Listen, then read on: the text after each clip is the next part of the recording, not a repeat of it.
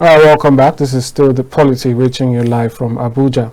I've been joined now by legal practitioner barrister Ihienseken Samuel Jr.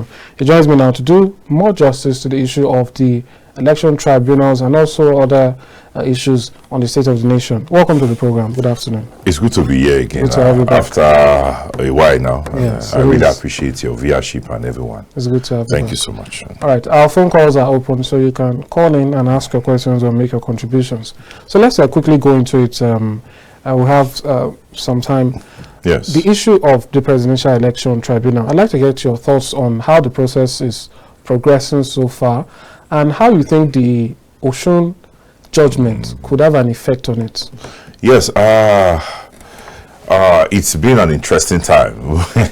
Even me myself, I've also been involved in several election petitions scattered all over northern Nigeria. But I've followed constantly, and I have my friends and very senior eminent lawyers on different teams at the presidential level, and it's been a very interesting season. And after the elections, it comes back. So the lawyers who are to litigate and dwell upon. I want to just comment in some aspects on the different presidential election petition ongoing. It's actually a beautiful scenario, a very wonderful experience.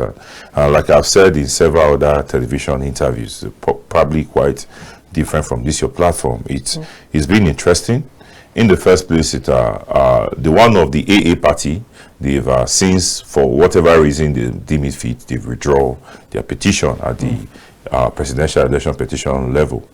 Another political party, I think APM2, they've also withdrawn theirs, and now remaining that of the Labour Party and the PDP. For the PDP, I think they have a very formidable legal team, and I think I went through the sketchy details of what they have filed before the presidential election. There seems to be what I term it as legal maturity in what they have pending before the tribunal. Atiku Abubakar being someone who has been involved in this process of different electioneering and after the elections going to court, I think he has learned over the years and he has known how to actually canvass these issues as to election petition. The Electoral Act has basically provided 3 grounds on which you can come before a court for election. You don't just wake up because you feel aggrieved with the outcome or the conduct of election. You just approve. The first ground is by reason of non-compliance with the Electoral Act. No, the first ground actually from the provisions of the Electoral Act is issue that has to do with qualification. The other issue has to do with by reason of non-compliance with the provisions of the Electoral Act. The third ground is the person who's supposed to win would have scored majority of the lawful vote cast, and that is further predicated and break into that the person would have scored 25% of the 2/3 of the states where the votes were casted. I think that of Atiku Abubakar, he has captured basically the issue as to election rigging. My practice, I saw avalanche of his witnesses he has in his election petition. It is actually a very good work from his legal team, and once you talked about overvoting, rigging, criminality at the election petition, you must call by polling unit by polling unit where these irregularities and malpractice would have taken place, and you plead it in your petition and with specific particulars, and also you tender the voters register for those particular places alongside the certificatory copies of the BVAS machine, which INEC will be subpoenaed to produce at the tribunal. Also, to go into the petition filed by the Labour Party, I have serious questions on the petition filed by the Labour Party. They've done a very beautiful craft, and they've tried to, in their own way, they understand the electionary process, which they have captured in their petition. However, I just have 2 comments to make, and they make issues as to allegation that Bola Tinubu, by reason of his conviction sometime in 1993, 1994, is not eminently qualified to be called to have actually participated in the election that was conducted by INEC this 2023. But one thing I want them to understand, and I want us to really look at is first the issue that there's what we call the Foreign Judgment Reciprocity Acts. because we are under a Commonwealth state, a Commonwealth countries, and there's this synergy with other, for a foreign judgment to have the enforceability of law in Nigeria for a particular number of years. That judgment would have been transmitted to the chief registrar under the Foreign Judgment Reciprocity Act, would have been transmitted to the chief registrar of the Federal High Courts, and that judgment would have been registered, fulfilling some precondition, taking some extra steps, going before the court, probably by a motion or notice, and you move it, and it will be registered in the register of judgment as contained for foreign judgments in Nigeria. Then it will have the enforceability of law. And such judgments are not subject to issues of penalties, issues of fine, or cases that are ongoing in the foreign jurisdictions that are subject of appeal. It's over, we are talking about more than 21 years after that judgment was recorded. Whatever it was, whether it was a forfeiture order, a full court judgment, it was a judgment from a foreign court, or whatever it was. That judgment was not registered in Nigeria. Can we say in this instance that that judgment has the enforceability of law within the Nigerian Foreign Judgment Reciprocity Act? That is the question for the first round. Then the other issue that has to do with the double nomination of the vice presidential candidate of APC, who is now the vice presidential-elect, Shetima. They raised issues as to his double nomination, as at the time he was called upon to be the vice president of President Tinubu.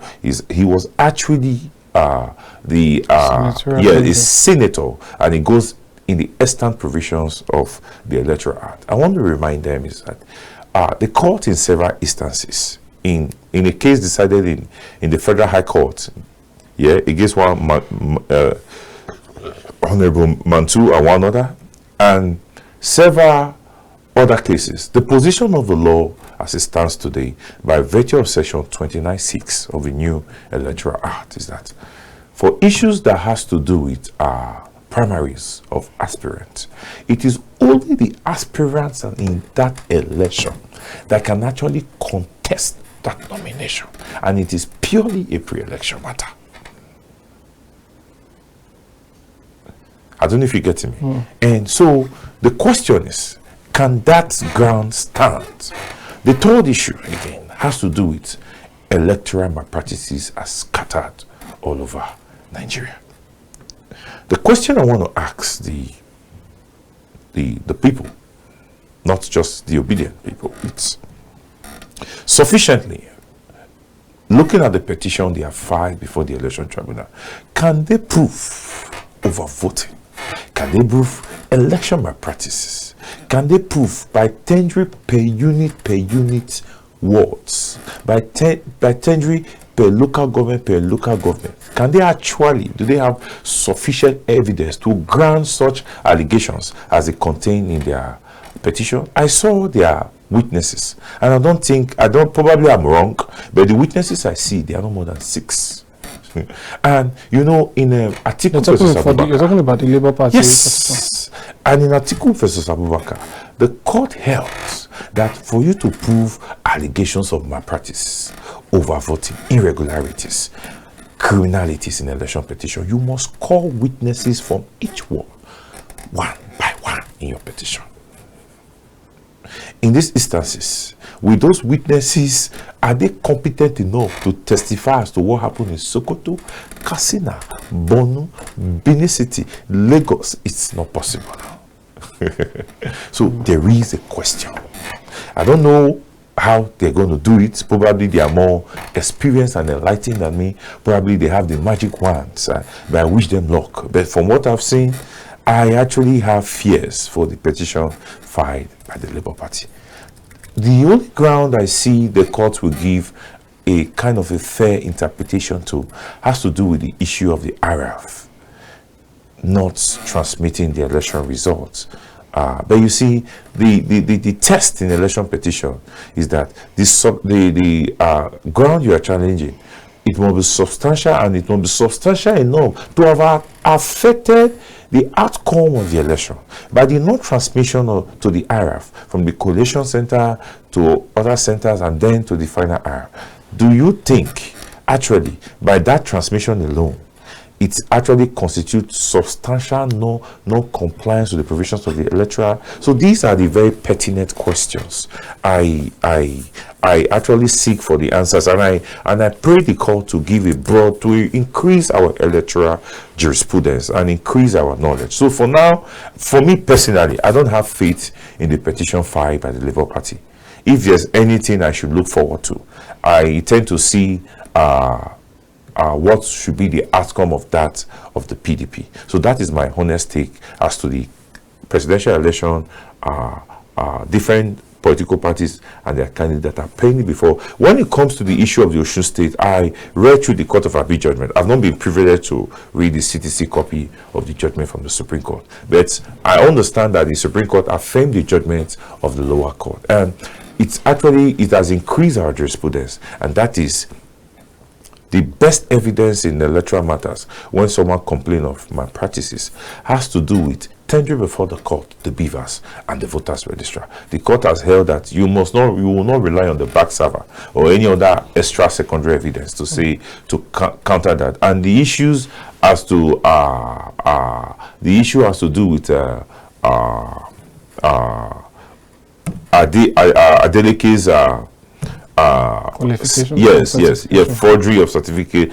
The court held that it has been settled previously by the same Court of Appeal in a previous case, and so it has actually from that alone we can say that even this issue that has to do with qualification, it's more retrospective on the provisions of the Electoral Act, which actually in some parts make the issue as to the document you tender in your form EC9 to INEC to be a pre-election matter. Right, just hear from one of our callers. Beautiful. Go ahead.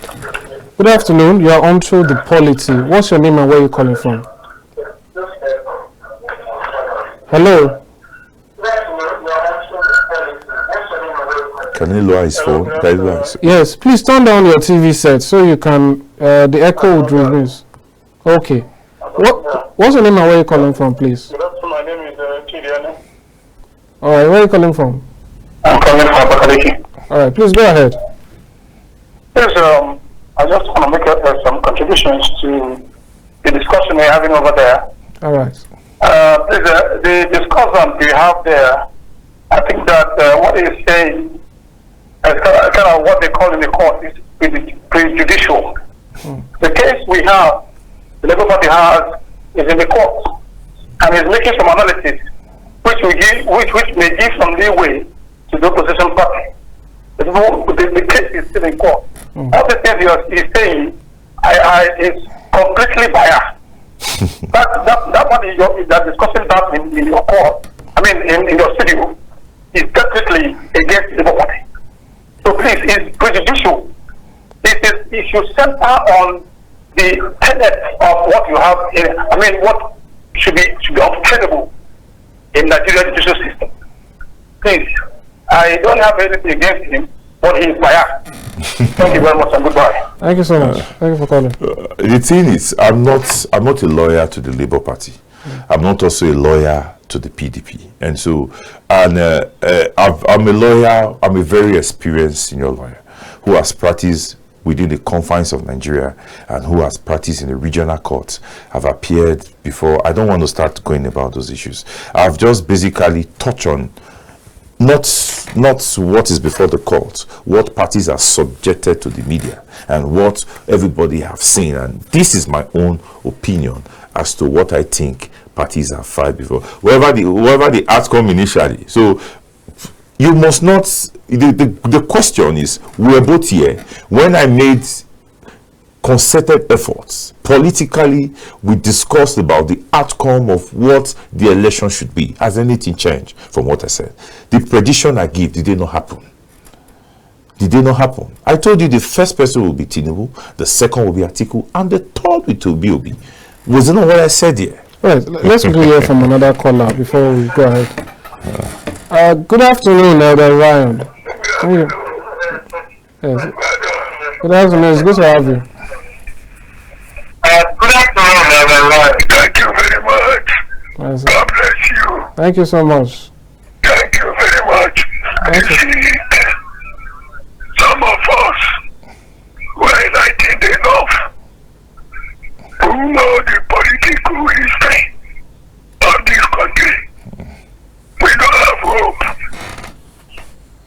in this current presidential tribunal going on. This man there, we have been countering it and countering him on this platform. He's a card-carrying member of a He's a head of Igbo people. I know him. But all that, notwithstanding, let us fold our hands and see what is going to happen. The bottom line is, if they want people to be part of this country, let the truth be established. That if they don't want people, let people to go. There is nothing bad in it. This man, in all honesty, if he says God, can he say that the last presidential election was substantially substantially carried out according to the law? Can he say so? Looking at God in heaven. I don't want to talk much. All right. Thank you so much. God bless everybody as we wait for what is going to happen after this election. All right. Thank you. Thank you so much. Thank you, Edazai. He posed a question to you there. Yeah. He said, looking at the election, can you say nothing was untoward? Was it free and fair? Was it done properly? The question is, if there's anybody who has fought in court, this present APC government, from 2015 to 2019, is some of us. We've been consistent. We've challenged every policies that are anti-people and repugnant to natural justice and equity. But me and my what I call my Baba, Femi Falala, we are only being called out everywhere. We'll see. You know, the truth is bitter. And when you speak legally truths, and when you seem to be legally incorrect in the perception of people, and you see, that goes to the issue as to the call by some certain people for the interim government. It's you know, we have been through this process, as I've said before. Things like that cannot happen. Interim government, on what ground or what basis? The court has declared things like that, just the same thing as illegal. We have an instance. This president Peter Obi, he was a governor in Anambra State, a sitting governor, and he did an election where you have Soludo and some other people in other political parties, and they were challenging at the tribunal then the outcome of his election. Did he step down? He didn't step down. McAfee did an election with Dati Ahmed in Kaduna. Dati Ahmed was supposed to go to the National Assembly. He won at the polls. McAfee challenged his election. Did Dati Ahmed, did he step down? But on that day, he was on air, calling, asking that the CJN should not swear in the president-elect. You see, we need to save this country at whatever cost. We need to be correct in our opinions. We are all leaders. Because of the platform we have, we must speak truth to power. If you have a problem with the process, if you have, even my Atiku Abubakar, let it not be I seem to have little sympathy for. I'm not even a member of either APC. I've never been a member. I was briefly a member of the Labour Party, but I was not okay with all these things, and I recuse myself. Even Atiku Abubakar, with Obasanjo, their elections were contested by this President Buhari. It was contested by Olufalaye. Did they step down? No. They were in office, and they were enjoying the proceeds of after election. So this should not be different. The president-elect who has won this election should be sworn in. Then we pray for an independent judiciary to decide the outcome. That is how it should go. All right, let's quickly speak on this issue before we move on. This is on moving over now to one of the training issues, and that is the issue. We'll come back to these issues. Definitely. This is on Seun Kuti. Yes. His arrest. Let's quickly take the statement by SP Benjamin Hondain. Serious assault on police officer Seun Kuti turns self-in. Afrobeat musician Seun Kuti, in the early hours of today, turned himself in at the Lagos State Police Command Headquarters Ikeja in company of his lawyer and family representatives. He has been placed under arrest. You can see photos of the musician there. And in his follow-up, Ben Hundein says, in line with the law, the command appreciates the public for their concern and assures that the ongoing investigation will be detailed, transparent, professionally pursued, and justice will be manifestly served for all parties involved.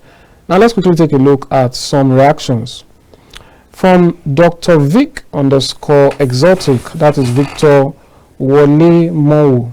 He says he turned himself in, yet he was handcuffed at the police station. I can't wrap my head around that. When he arrived, did he suggest he was going to be violent or possibly escape? Or was he cuffed just for a photo shoot so that police MG can send a message? Moving on, we have Lawrence Okoro PG. He says, Dear Nigeria Police Force, we don't hate Seun Kuti, we just hate injustice. When your officers are indicted and we demand justice, we won't appreciate any form of delayed tactics. It should be expedited just as this. Thanks. And we still have one from Chiboeze, Excellent Spirit. It says, I commend your swift response and reaction to seek justice on the case of Seun's violent assault on a police officer. I want to request that you and others in position deploy same energy and swift reaction when it is police officers against helpless Nigerians. We are all citizens.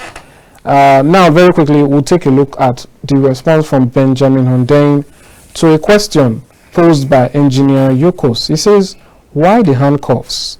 And Ben Hundein replies, because the law empowers us to place on handcuffs any suspect who has shown propensity for violence and propensity for evading justice. I'd like to get your thoughts on this. I've always had a quarrel with the police spokesman for Lagos. His response to some certain issues and his PR ability, trying to communicate with members of the public, it's run fouls and very low, and these are not ways of actually responding to questions that are put to you by members of the public. It's actually what Seun has actually done in every existence of this world is actually highly very condemnable. It's not something that can actually, in whatever form, it shows that something is definitely wrong somewhere. It's not the best. It's not the best practice. He's a celebrity. He's a top musician. His father was one of the vocal point for human rights standpoint, and his father represented everything against injustice and police brutality in the society, and I expected Kuti to do better than what he has done. I don't know what is wrong with him now, what has actually gone wrong with him, whether he's frustrated with the system, but what the art he has displayed that was captured on video is actually highly condemnable. However, we cannot beat the baby and also throw the water and throw the baby away. I don't like what the police have done by handcuffing Seun, stripping him of his shoes, his soles, his sandals. Is despicable. And impliedly, this scenario is actually, it tends to portray inversely and impliedly the issue as to parade of criminal suspects that has been condemned, deprecated, and nullified by different federal high court judgments in Nigeria. The issue as to displaying suspect like this, it goes against the extant provisions of what we know as the doctrine of presumption of innocence and the right to fair hearing. He is a suspect recognized by the provisions of the Administration of Criminal Justice Act. He's entitled to all existing rights and adequate legal representation. Allow the court. The media trial is unrecognized by the court. Allow the court decide if he's guilty or not. Why putting him in handcuffs and showing to the public, probably to pass a very message that do not have any meaningful meaning. So this alone is a violation of the human rights of Mr. Seun Kuti. And what they don't understand is that he can take this up when he gets his bail, and he will get reparative remedy and damages against such action, because this is unnecessary. Do your swift investigation, gather your evidence, and appropriately charge the young man to court and let him have his day in court. I understand that he has briefed the services of Femi Falana. Let him defend himself. If he has any defense against those allegations, you put it to him, but not bringing him to the general public. It does not portray the antics, the strategy of the Nigerian police in good light. And things like this must be condemned at every level. But what do you make of his response when Ben Hussein is asked why the handcuffs? He says because the law empowers us to place on cuffs any suspect who has shown propensity for violence and propensity for evading justice. He says that is the rationale. If there's no rationale, what Benjamin Hundiye or whatever his name is, the SP, the PRO for Lagos State, there's no rationale for this action and this step that was done it is unfounded within the provisions of the Criminal Code of Lagos State and every other existing law. I've said before, in several judgments I have offhand, the court has deprecated this practice. It's not, we're in a society that we must govern ourselves by law, rule, and order. We cannot keep doing the right thing and we tend to cave it up because he has committed, supposedly, allegedly, he has been alleged to commit a crime. Do that give you the right and the honor to display him in such a very despicable and a very dissimilar manner, putting handcuffs, taking off his soul? What is that? This is an offense in the first place that is bailable. And allow him, let him have his right, let him have his access, unfettered access. From what I've seen, I don't think there are people around. They would have recorded him and otherwise, if he had tendency to display any violent act, it has been captured by the press now or people. But I don't think this is that scenario is trying to paint to the general public. This is what is prevailing in the circumstances. You should please withdraw such statement and not to aggravate. What the position and what should be now is that Mr. Seun should be swiftly investigated and charged to court and let him have his day with justice. All right, thank you so much, Mr. Samuel IhiensekenJnr. I'm sorry we've run out of time now. It's always a pleasure to have you here, and time usually runs very fast. Thanks so much for coming. Hopefully we can, have a broader conversation at your convenience. Thank you so much. No problem. All right, that's all we can take on the POLITY for today. Do join us tomorrow and across all weekdays, 2 p.m. to 3:30 p.m. We bring to you more discourse on the state of the nation and the POLITY. Have a nice day. See you tomorrow. I am Amadin Ogbewe.